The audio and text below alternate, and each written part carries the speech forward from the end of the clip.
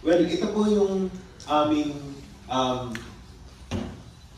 difference ng fixed time tsaka yung adaptive traffic signals na po na i-implement natin.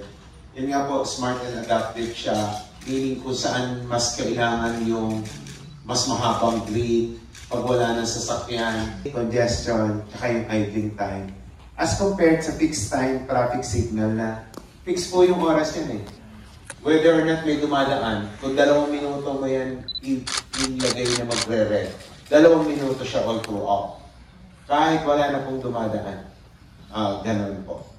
Yan pong mga naka-embed sa kalsada ng mga sensors na nag-determine ng traffic volume. At yan po yung nagsesend ng data sa system para ma-determine nga kung puputulin niya yung oras o babawasan niya yung oras, mas dadagdagan niya sa kabilang lane.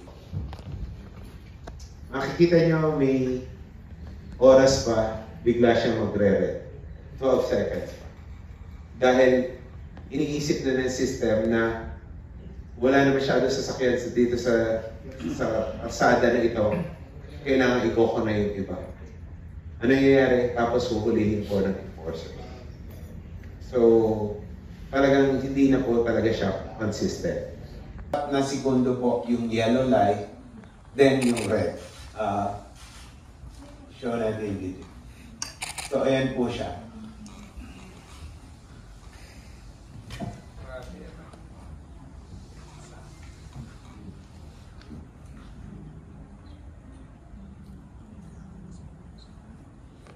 Nakikita naman namin sa comments na na-appreciate nila at better naman. Although, syempre, marami pa rin pong nagre-reklamo na ba't inaalis yung timer kasi siguro mas nasanay na sila.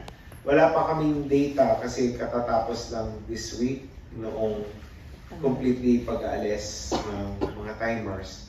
So, pag-aaralan po namin yan in the coming days or weeks. So, mas nag-improve po yung mga aksidente sa mga intersection.